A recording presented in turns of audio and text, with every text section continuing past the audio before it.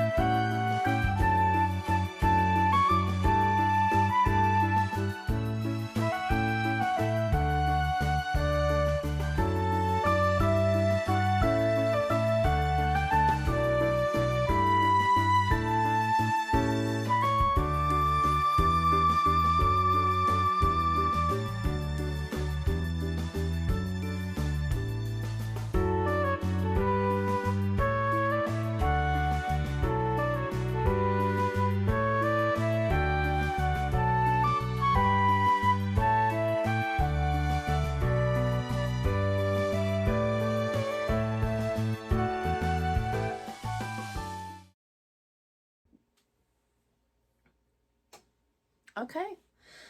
So I came back for a little bit. I'm almost done here. I have finished the body and I'm getting ready to start the neck, which is really, it should go pretty quickly. But I just thought I'd come back on here and just chat for a little bit while I do this. So I'd like to maybe have some of these videos where we kind of chat, crochet and chat, or knit and chat, and just have some live videos. But I kind of like it when I see other creators do this. So I thought I'll try doing it too, as I talk to myself all the time anyway, so why not talk to you guys here? Anyways, so yep, I am exhausted. Today has been, like I told you about earlier, it has been quite the eventful day. And I am just ready to go to bed. Honestly, I am honestly ready for bed. I have been going to bed super late lately, and I don't know what's gotten into me. But tonight, I feel tired, and I think it's because I've been up since like 5 this morning. So I only slept like 3 hours, and I think it's probably a good thing. That way I can get back on track with my sleep, because I've been up way too late these days. So, but I've been getting work done, and I've been, not really sleepy. So I figured if I'm up, I may as well be doing stuff. And especially with the kids were on vacation, I didn't have to get up in the morning, and they weren't going to get up early. So I kind of indulged myself in that. But now I just feel bad when I wake up and I feel like half the morning is gone, or even, if I'm waking up at like 10, I just feel like for me now at this age, that's too late. There was a time when that would have been way too early, but now it's too late. Let me see. I'm just checking out this pattern, making sure I'm okay. So when we start here, just making sure I got the right rhythm here, and I do. So today was Cyber Monday and last day for a lot of good deals on patterns. Well, I mean, it's the last day for now. I'm sure there'll be other sales. But Cyber Monday is only one day a year. So um, let me know if you guys got any good deals. I know Etsy, a lot of designers had great sales, like Poggy's Place. It was really tempting. I really wanted to get that Critterlings pack. It was like 30 of them for $17, and I might go back and indulge, especially with this market coming up. I actually could probably use something like that. But anyway, we'll see how that goes. But now I'm really trying to fight the urge. It's hard, when you're on a ban and then everything goes on sale. And it's like, come on. But it's not like I didn't know things were going to be on sale, for Black Friday and Cyber Monday. So that's part of just the thing, when you commit to something, if you want to have success at it, it's okay to stop and start, but you really got to commit to it. And the first couple times, the first big sales are the hardest. But then I think it'll get easier as we go along. I'll get tougher and be able to say no to more sales. If I can say no to these two and just buy what I need. Now, okay. So I did make some purchases, but they're necessary. For one thing, I'm afraid I will run out of stuffing, toy stuffing. I thought I had another bag, but I couldn't find it. So I did go ahead and order some more because I do need that, and I will definitely be needing that to finish using all this other yarn that I did buy. So that, I feel like that's kind of necessary. And also I bought some more eyes because I don't have a lot of big eyes. I have small eyes and the regular safety eyes, I have plenty of those, but I don't have like the sinker eyes, and I just think they look so good, and they just make these plushies really pop and stand out. And so I feel like it's almost different than amigurumi, like we call it amigurumi, but I almost feel like some of these plushies are not really amigurumi. The look of them, they're beautiful, but I think amigurumi has those little eyes. I don't know, maybe it's just in my head. I can only associate amigurumi with the little safety eyes and the cute little, and almost no facial details besides the eyes. Maybe a smile at the most, which is one of the things that drew me to amigurumi to start with. And now it just seems like we're calling any crochet toy amigurumi. But I feel like there's a difference. But maybe, I think it doesn't matter what you call it. But I don't know. Am I alone on that? Do you feel like there's a difference between crochet plushies and amigurumi? Or let's say amigurumi is crochet plushie, but not all plushies are amigurumi. Does that sound like right to you guys? But either way, we can use these terms interchangeably here. We know what we mean. We know what each other means, right? Just some useless thoughts that I have sometimes. Okay, so now I need to do some decreasing, and I gotta hope I don't forget that. So I'm gonna pause right here so I can get that done, and then I'll come back and finish off the neck with you guys.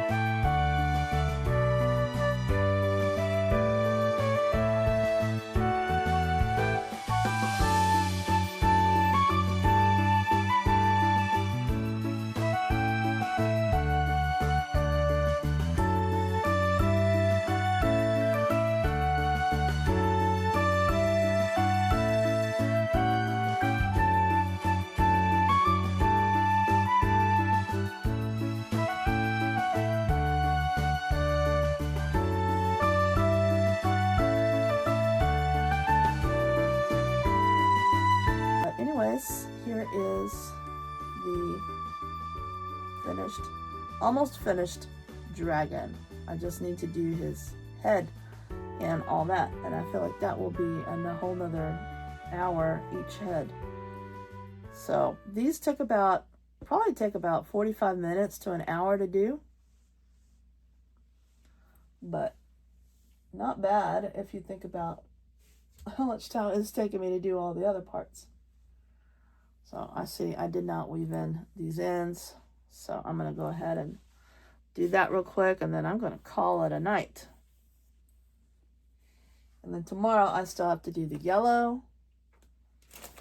This is such a pretty yarn. This has been my favorite yarn to work with so far. It has the best feeling.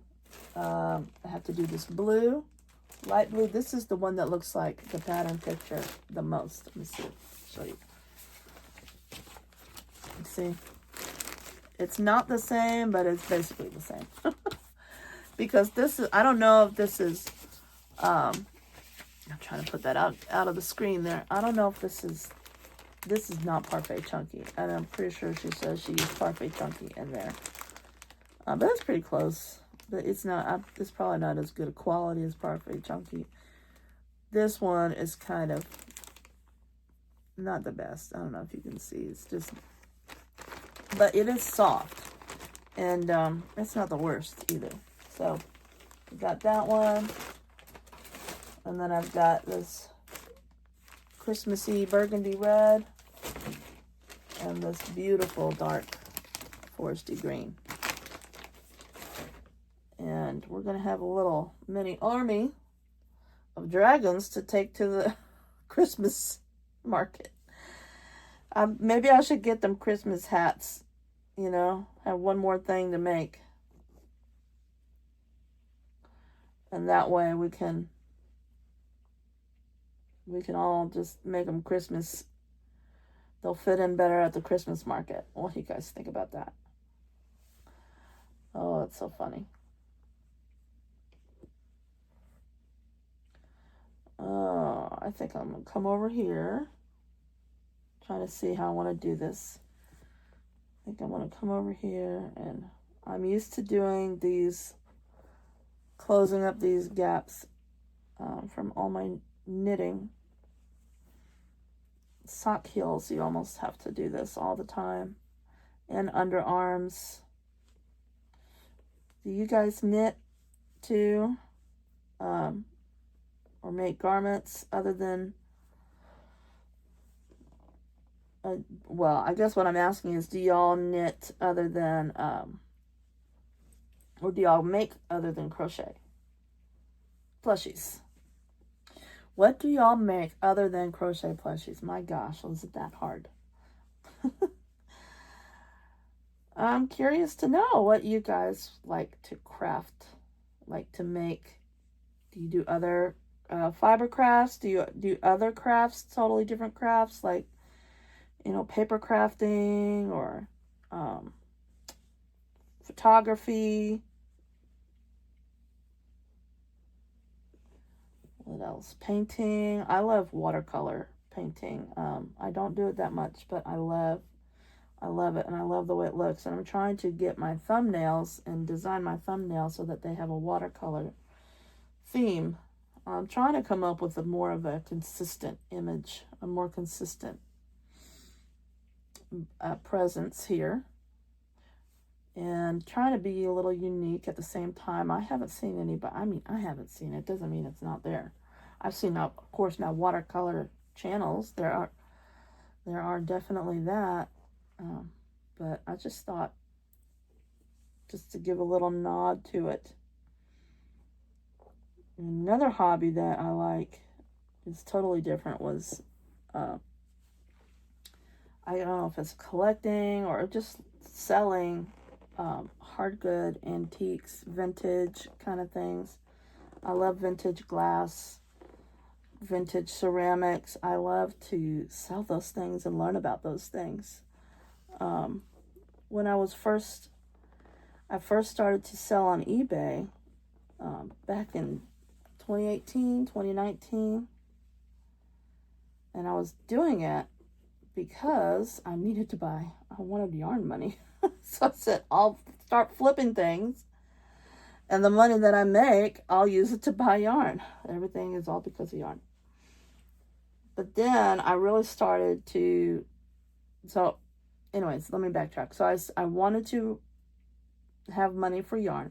So I saw this thing about, good ways to make money of selling stuff on eBay. So my mom had a bunch of like plates and dishes and, kind of fancy china, older vintage china. And she said, you could sell this. And I said, oh, okay. So I started to read. Well, I had no idea what anything was. To me, it was all just old stuff. And I didn't initially have any appeal to it, but, it was something I could sell. And I could keep the money. So I figured I will learn. I will learn how to sell it, what I can sell it for. So I did the research so that I could post it and, not be totally clueless. At least for those items. So I learned a lot, and I started to learn how to look at back marks on different plates, and especially with Noritake, what the different back marks meant as far as like what year they were made, and whether it was made during occupied Japan, whether it was modern, whether it was vintage, antique, all that. And it was just a whole world. And the history part of it to me was so fun to get into. And I'm not a history buff, but I do love hearing and learning about things like that. So my uncle, who we bought the land from, he is a total history buff. He's like a history doctor. He knows all about that. Oh, I have a big hole here still. Almost done. I feel like I'm performing operations here, but I don't know if he, if he's into that kind of thing, but he's into like American history and revolutionary history, the Revolutionary War and all that. Anyway, what was I saying? Oh, so I learned a lot about the different antiques, and you learn a lot about history and what was going on in the world at the time, and why things were made a certain way, why they used certain colors for certain markings. It just, where they were made, whether it was made in Japan or the US or in Germany or England. There's so many amazing things out there, and you just there's a million rabbit holes to go down. So I really just got into it, and I was watching, there's a YouTube channel here called The Crazy Lamp Lady, and I feel like I learned a lot by watching her channel, and she still does videos here. I'm still subscribed to her, and I loved how, the way she would find things and flip them. And, another thing that I didn't realize that, flipping didn't mean, you're making hundreds of dollars on these items. You're just making a profit. So the whole concept, you'd go to the thrift store or an antique store or a garage sale or something where somebody's getting rid of it and they're selling it anyways, and it has value, and you turn it around and you sell it for a little more money.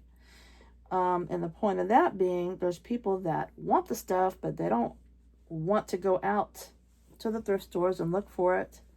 I'm not saying they don't want to look for it themselves, but maybe they're not able to, or maybe it's not in their area, and they're willing to pay a certain price for things because of the collectible nature, or they want to complete a set, or something is trending, especially with decor, like cottage core right now. So a lot of people will go and buy flipped items like that, and I used to sell on Poshmark and eBay, and sometimes Mercari and Facebook Marketplace. I didn't do Facebook Marketplace as much. A lot of people said they did good on there. I never really did well on Facebook Marketplace, but that was just probably because I was not putting as much effort into that. I was doing pretty good on eBay, so, and Poshmark. So anyway, so I got into glassware. I mean, I got into art, all kind of stuff. I wouldn't say I'm an expert at anything, but I learned a lot. And it was really interesting. And my parents getting this antique store, it's almost like perfect because I'm like, oh, I know. I feel like I know a lot about this stuff, and I'm looking around and I'm like, oh, this is the uranium glass, or this is depression glass, this is carnival glass, oh, this is milk glass, this is, you know, and this is, oh, this is McCoy, or this is Hager, this is vintage Japan, and what's the difference between, and I'm going on and on and on and on, and telling my parents how to price things, how to look things up online, how to look for sold comps, you know, to make sure that they're going to actually sell it. Because there's a lot of things that are just priced way too high, you know. Because the truth is, most people that are looking for it, they either want to collect it or they want to flip it. And so you can't charge too high of a price. But then you don't want to charge $5 for something that somebody would easily pay $20 for. So it is a struggle, but one well worth looking into. It's very entertaining to me, to look into all that, and then you just learning what the difference is, why things are worth more, even if age doesn't necessarily mean something is more valuable. And every brand that you think would be worth something isn't worth as much as, you know, things that you might think would sell, I guess, really what I should say. Things that you think would be valuable are not always. And things that you think are trash sometimes are very valuable. But it is a very interesting world, that world. And I've been considering a long time getting back into that as well. But these plushies have got me, y'all. These plushies have got me. And I'm having a blast making this. I just love it. Ever since I learned how to crochet and knit, it has just really, and it's been over 10 years now. It has been a wonderful, wonderful experience. Where's my bag for this? I wonder if I left it in the room. Oh, right here in front of me. Okay.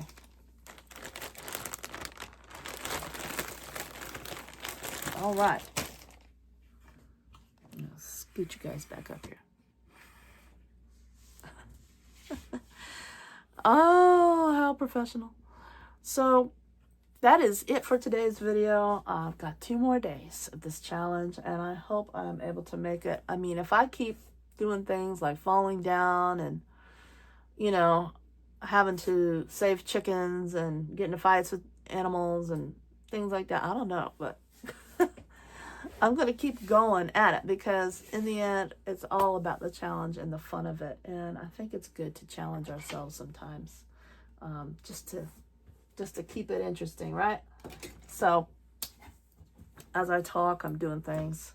I'm not the most professional, but I think here on this channel, I'm not really going for super professional. I'd really rather us just to be real, and just you are here with me in my little craft room here in the middle of the woods in Georgia. And we are just working on cute things. We're making cute stuff in our little workshop here. So, thank you for joining me, and I hope to see you guys in the morning. I'll be here. So y'all be here too. Y'all come check out, and y'all have a great night, and I'll see y'all in the morning. Bye.